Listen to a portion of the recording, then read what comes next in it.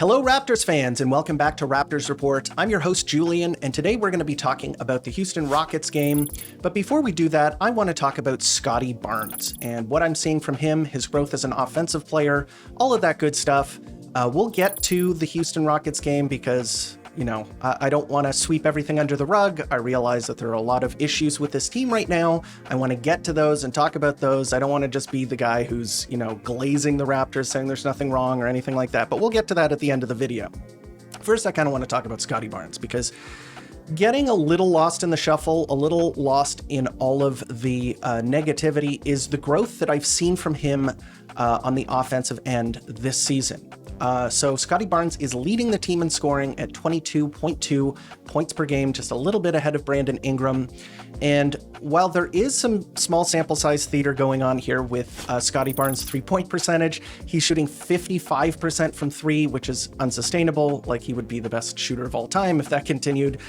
It is very good to see that he is shooting the ball well this season. So last year, Scottie Barnes was dealing with a hand injury. His right hand, his pinky, was really bothering him. I think that was one of the reasons that he couldn't shoot the ball, but there's some other reasons as well, and we'll get to those. But needless to say, I'm just happy with the uptick in his shooting, and while I expect it to regress a little bit, I do think that he has a chance to put together a strong shooting season, and this start will certainly help that.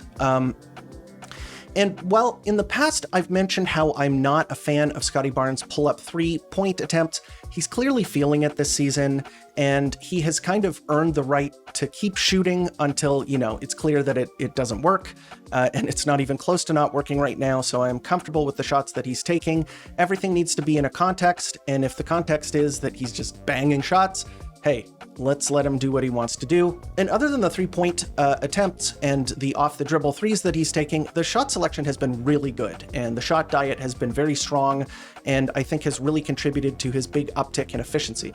Another thing is that while his three-point shot is looking very good, he's also very efficient in the other areas as well. He is shooting 53% from two, 77% at the rim. He's dunking the ball more. He's turning the ball over less. There are a lot of really, really good things to see from him, and it's very exciting. I have a hypothesis on why all of these things are happening. I mentioned one of them. Hand feeling better is obviously a big thing there, but there's also the way he's being used in the offense. And the way that he is being used in the offense is less on ball. Scottie Barnes last season only had 45% of his shots assisted on, meaning that he was creating the offense himself. 55% of the time, the shots that he would take would be as a result of his own making. So he would dribble the ball, find his spot, and then shoot. And also, he had a career low in terms of his assisted three-point makes. A lot of that was simply because the paint was closed down. He was trying to generate a shot, and a lot of the time he would have to settle for a three-point shot. This season is completely different.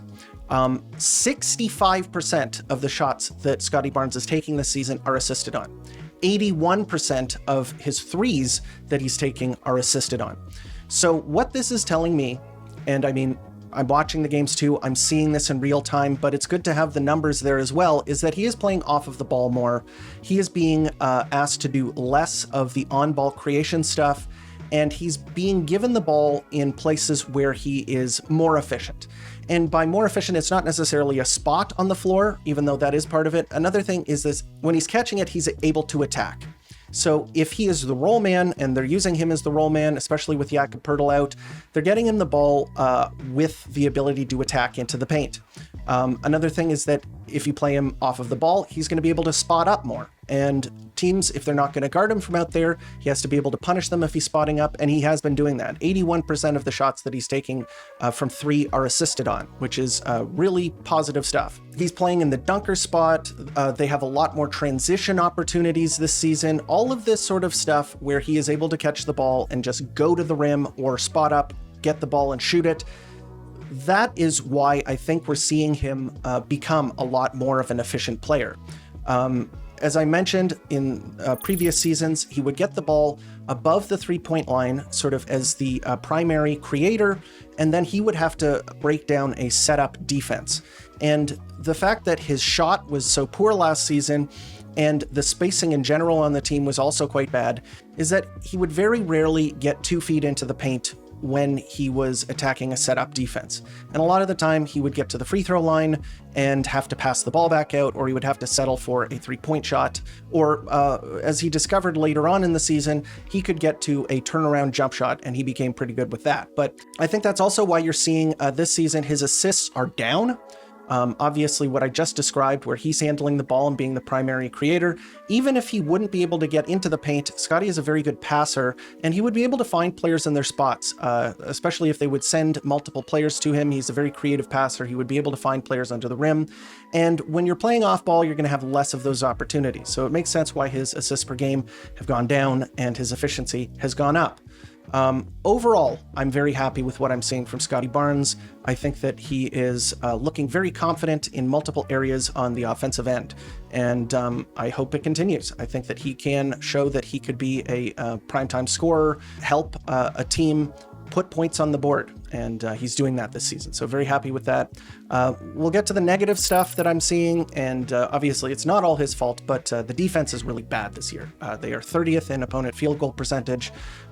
Just in general, the team sucks on defense. And part of that is the system.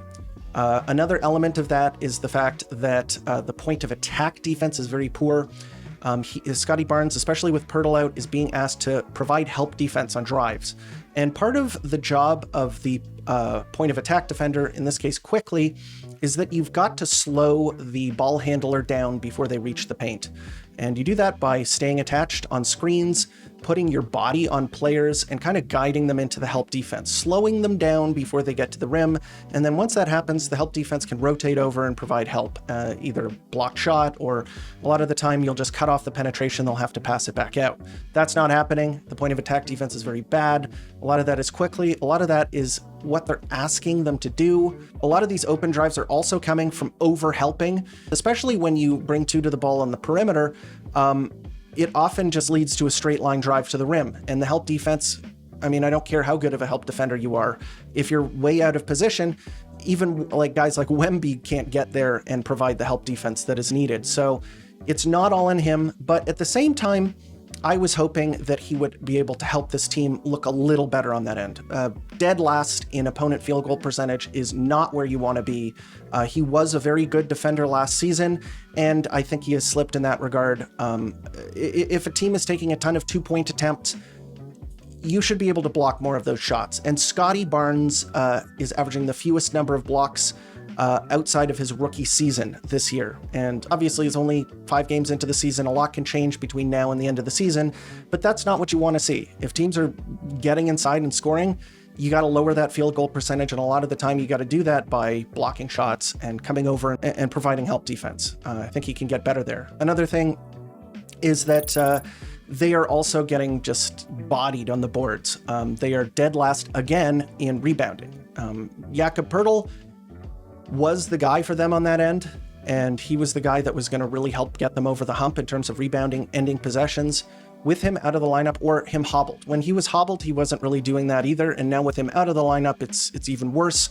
He is a big body. His job and his role is to kind of clear the paint, push everyone out, and then either he gets the board or somebody else gets the board. Scottie Barnes has to do more of that. And of course, Poeltl would help Scottie get rebounds, by dint of doing, as I said, boxing out, clearing the paint, and then Scottie could use his jumping ability to go and get the board. With Poeltl out, he's got to take that role. He's got to be the guy that is clearing out the paint, putting his body on people, and it's a big ask. Of course, he is not a center-sized player. He is giving up height and size on the interior. If you're playing him there, which they kind of are, him and CMB are undersized at that position, especially against the Rockets, but in other matchups as well. He's got to box out better. He's got to help this team go from dead last in the league in terms of rebounding to something a bit better than that, because right now I'm not seeing it, and he is one of the, quasi-bigs on this team. That is part of his responsibility.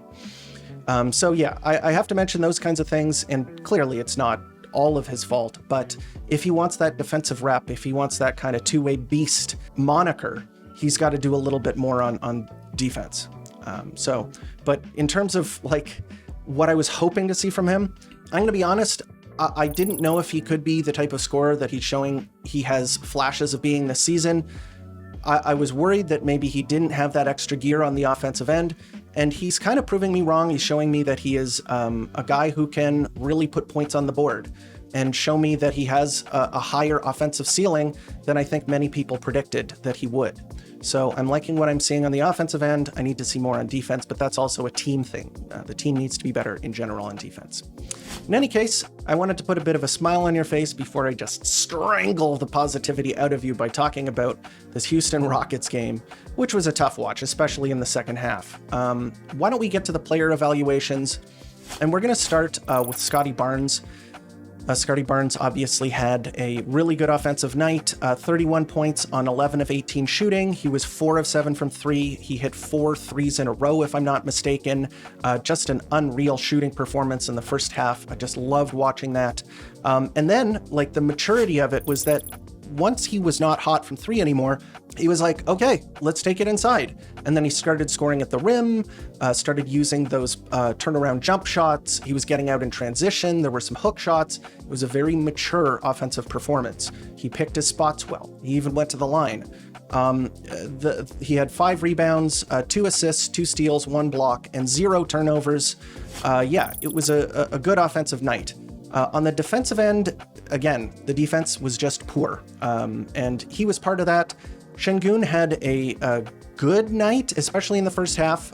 Scottie was late to a couple of possessions where Şengün was able to score, so it wasn't amazing from him in that regard. In the second half, they started to double Şengün a little bit more, which unlocked Kevin Durant. Yeah, that might not have been the strategy to go with. I think I'm more happy with Şengün in single coverage against Scottie Barnes than having to peel a defender away from one of the best scorers of all time in Kevin Durant. And the rebounding could have been better from Scottie Barnes. Scottie Barnes had 5 rebounds, which was the highest on the team, as pathetic as that is. Not necessarily pathetic for him, but pathetic for the team. They got absolutely curb stomped on the boards. They had 22 rebounds to 53 for the Houston Rockets. Really tough night, and obviously they were playing some zone. They were trying some stuff with a lot of help. A lot of the time, what happens in that area is that you get beaten on the boards because you can't box out effectively. And that definitely happened. Also, the Houston Rockets are a lot bigger than the Raptors, so that all of that came into play. Scottie Barnes is being asked to play up a position because he is kind of the center on defense. CMB is helping him there, but they're both undersized for that position. And Scottie, let's just focus on the offense here. I thought he had a really good night on offense, and I think that it was enough to win the game. So he was the best player for the Raptors last night. Next up, we'll go to Brandon Ingram. Brandon Ingram also had a fantastic shooting performance last night. 29 points on 16 shots, 5 of 7 from 3, 2 of 2 from the free throw line, 2 rebounds, 4 assists, a steal, a block, and yes, 4 turnovers. And he is such a treat to watch in terms of his offensive process. He is so smooth with the ball. He is a really polished offensive player that makes tough shots look easy. He's shooting over good defense when he gets the ball on that turnaround jump shot. He was feeling it from 3-point range. So all of the threes that he took were spot up. He was playing off the ball when he caught it and shot it with confidence, in rhythm, and just splashed 5 of the 7 threes that he took. I really like to see that. So it helps when your primary offensive weapon in the half court, the guy who can generate shots for himself, is able to space it for other players as well. So when he's not on the ball, he is a potent shooter from the perimeter. And I think that is going to really help the Toronto Raptors on offense this season. His offense has been great to start the season. I am really happy with what I'm seeing on that end. He's kind of guarding the corners, so whoever's in the corner, like they were playing a bit of zone last night. And essentially what happens is that you park him on the shooter in the corner, and then he does an okay job of providing help on the inside. So he will come over and help off of the corner and then try and recover with his length. So he'll stand and try and provide help on the inside. And then when they swing it back out, he tries to contest with his length. And in that way, he's kind of guarding players that aren't able to burn him on the perimeter. It helps him so that his foot speed laterally isn't very good, meaning that players with good handles can drive past him.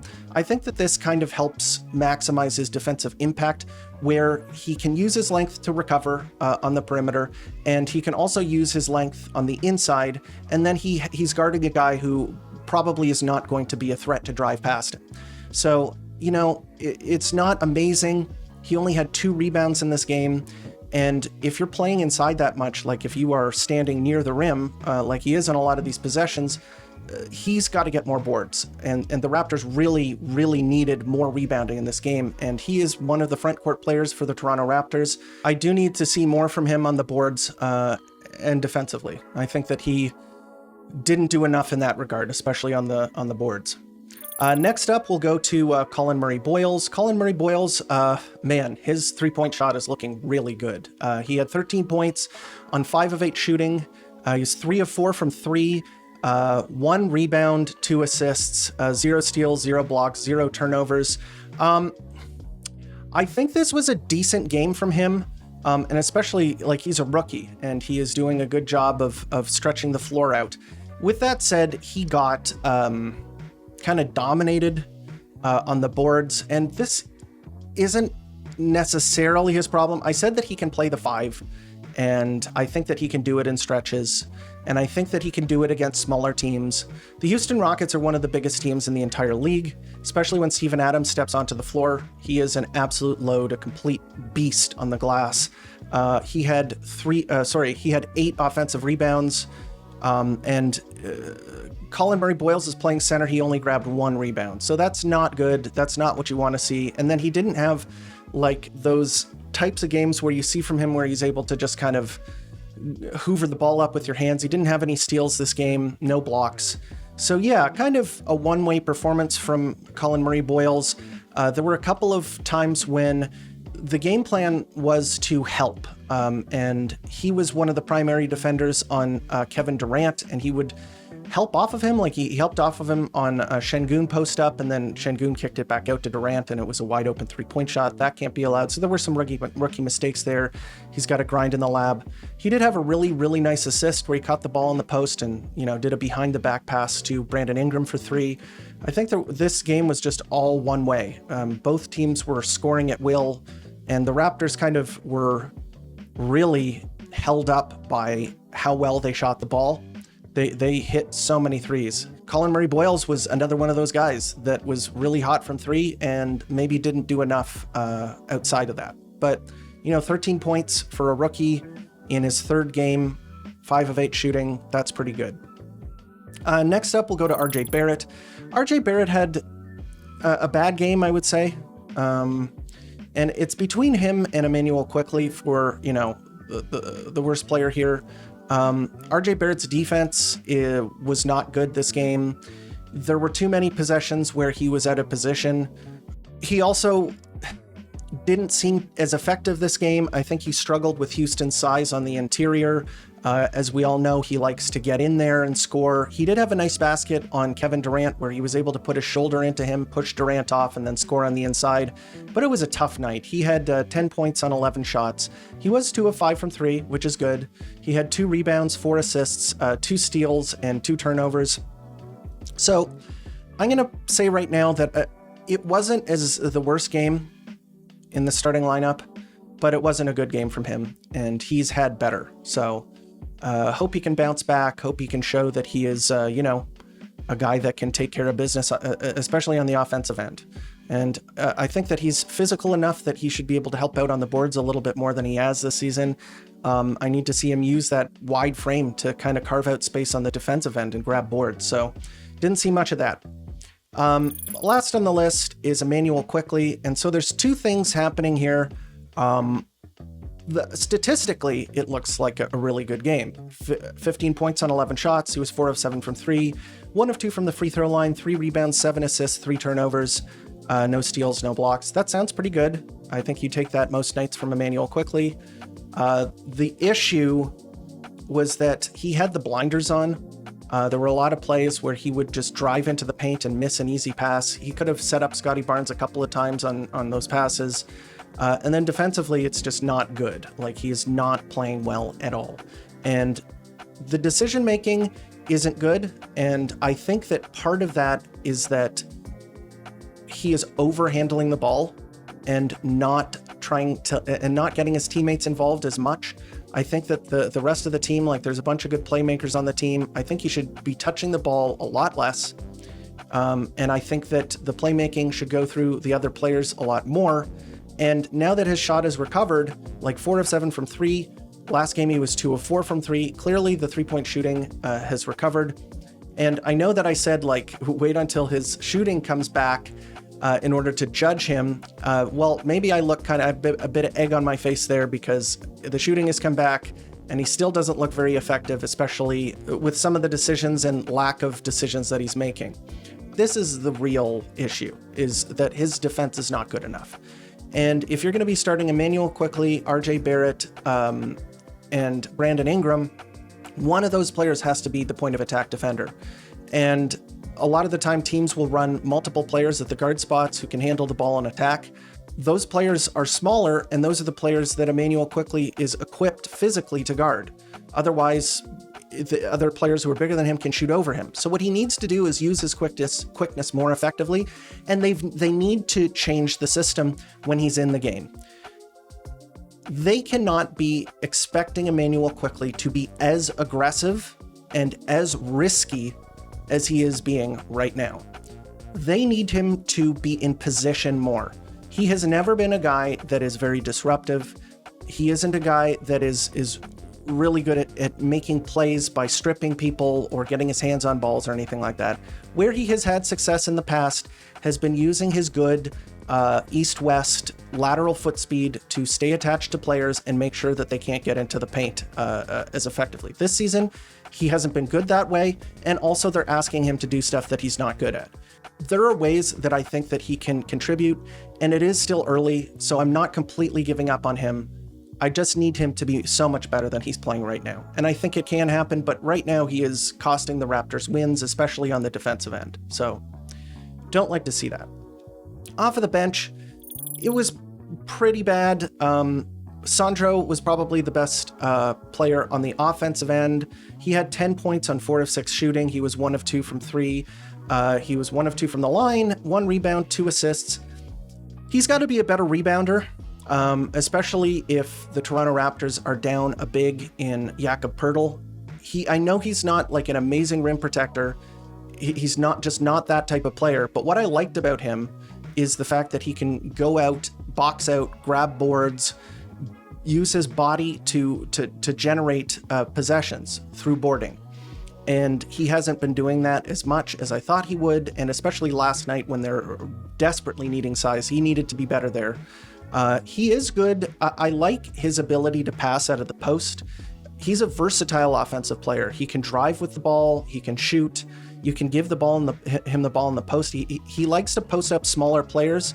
That's really good for an offense to have, because a lot of the time, if you're a stretch big, they'll put a smaller player on you if they think you're just going to shoot the ball. Last night, he got Reed Shepherd on a switch, and he posted him up, and he made a really, really nice play. A lot of the time, he passes it back out for a 3, but he can also make passes to players who are cutting to the rim as well. So I like that element of his game. I think he's a strong offensive player. I think he was the best player off the bench.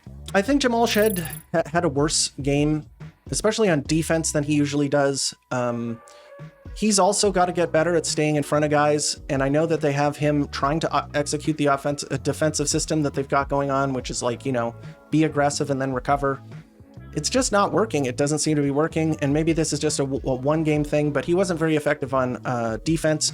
I do think the team kind of settles down a little bit when he has the ball. He's a better passer than Emmanuel Quickley. He's more adept at reading possessions and finding open players when they're rolling to the basket. Like, he is a better passer and sort of playmaker than Emmanuel Quickley is in general. And he did have it going from 3. So he made a couple of shots where he pulled up and just banged a 3. That's really good. Those were both of his makes were from beyond the arc. So that is good. I think the defense needed to be better from him. He had 2 rebounds, 4 assists, and 1 turnover. So yeah, I think he was probably the second best player. And then there was a drop-off. I'll go to Jacoby Walter. Jacoby Walter didn't hit a shot last night. He did go to the line twice. He did have 2 rebounds, 3 assists, and a steal, and I think his defense on the ball is quite good. I think that is one of the reasons to play him, is because he is a good defender. And the ancillary stats, like the rebounding and the assists and the steals, are pretty good in 16 minutes. But his offensive repertoire isn't very deep, and I think that the Toronto Raptors need to find players more often off of the bench. If you're going to play these guys and their offensive skill is simpler, like maybe as a shooter, I think that you need to find them more often. So I'll give it to him, Jacoby. And we got to talk about, like, Ochai Agbaji has not been good. So I'll mention him. He played under 7 minutes. I thought his defense was okay. Like, they had him guarding Kevin Durant, where he's giving up a lot of size. But offensively, he's just not showing a lot. The guy that played a lot this game, he played the most off of the bench, and I thought he was terrible. A lot of it was because he played the majority in garbage time. Like, he closed the game out. Grady Dick, 4 points on 1 of 6 shooting. He was 0 of 3 from 3. He was 2 of 3 from the free throw line. He did have 3 rebounds, which I guess is, I praised him for in the past, but then 0 assists, 0 steals, 0 blocks, 0 turnovers, no fouls. There are a couple of problems here. First of all, the defense is not good enough. He is lead-footed east-west. He has a really hard time moving his feet laterally. Players get past him super easily. He gets caught like a statue too often when players are making their move. On offense, he struggles to make shots when he moves. If he is standing still and he's shooting the ball, he's a good shooter. If you add motion to that before it, like if he has to come off of a screen and shoot, he's not a good shooter. That's a huge problem because that's his skill set. Nobody is going to want a defensive liability who is a spot-up three-point shooter. Those days are gone. You can't just be like that anymore. If you're going to be a shooting specialist, you have to shoot a variety of three-point shots. And you just have to be better in general. I think that he doesn't look good. And at the same time, I also think that the Raptors should be trying to get him going when he's in the game. You have a guy who's not a good defender and you're playing him 20 minutes, he only takes 3 threes. And a lot of those were in garbage time too, where he's kind of, able to get some shots up. If he's playing with the starters, you should be running plays so that he can get a shot up.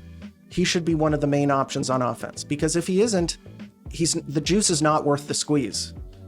He's got to be contributing in a major way on the offensive end to make up for his shortcomings on the defensive end. And I was kind of bullish on him coming into the season because he did look good, but he's just so inconsistent. And it seems like some nights he's got the energy and the sort of vim and vigor, and he's playing athletically and doing all of this kind of, fun stuff. And then other nights he's plodding around the court, getting blown by on defense. It's not looking pretty, and I needed to see him make a jump. I needed to see him show that he can be a consistent offensive player at the very least. And if he's going to be up and down on the offensive end and just consistently down on the defensive end, I don't think that he's going to be in the NBA for very long. So yeah, very disappointing. A couple other players played, not going to talk about them. In terms of this game, so the first part of this game looked good. Right off of the bat, the Toronto Raptors showed that they were going to be a competent offensive team. Their shot was going in. They kind of went nuclear from 3. Brandon Ingram, 5 of 7 from 3. Scottie Barnes, 4 of 7 from 3. Colin Murray-Boyles, 3 of 4 from 3. Manuel Quickley, 4 of 7 from 3. RJ Barrett, 2 of 5 from 3. So everyone in the starting lineup shot over 40% from 3. And they lost this game by double digits. So the shooting variance swung in the Raptors' direction considerably, but they just got beaten down on the boards and on defense so badly that it didn't matter. That's not acceptable. Even if it's against a good team like the Houston Rockets, they've got to be better. They have to be better defensively. I'm going to give it until game 10 to show me that this defensive scheme is a real scheme. It doesn't even have to be amazing, just not the worst. They're turning teams over a ton. Okay, they're number 3 in turnovers from opponents. dead last in field goal percentage from opponents, dead last in rebounds. That's not going to win you games. So yeah, again, I mean, next game, it's more of the same kind of. The Cleveland Cavaliers are another big team. In their starting lineup, they play two bigs. And then for the rest of the game, they have one of those guys on the floor pretty much the whole game. And they're good offensive rebounders. They've got skilled guard play, even though Garland is out. So I don't expect to win, especially because it's in Cleveland. I would love to see them look more competent on the defensive end, that's for sure, and more competent on the boards. But yeah, in any case, that's the episode. Hope you enjoyed. Please leave a like and subscribe if you haven't already. It helps the channel grow. And also hit the bell icon. That lets you know when episodes go live. Make sure you never miss one, and you can get informed when there's a podcast, all of that good stuff. And if you haven't already, join the Discord. We have a bunch of people there. They're all talking Toronto Raptors basketball. And if they're not, they're talking about the Blue Jays, who are doing pretty well. Maybe if the Blue Jays win the World Series, they'll stop hogging all of the good luck and the Raptors can get some of that back. Maybe that's the reason they're not playing very well. In any case, thank you for tuning in to Raptors Report, your source for in-depth Raptors content.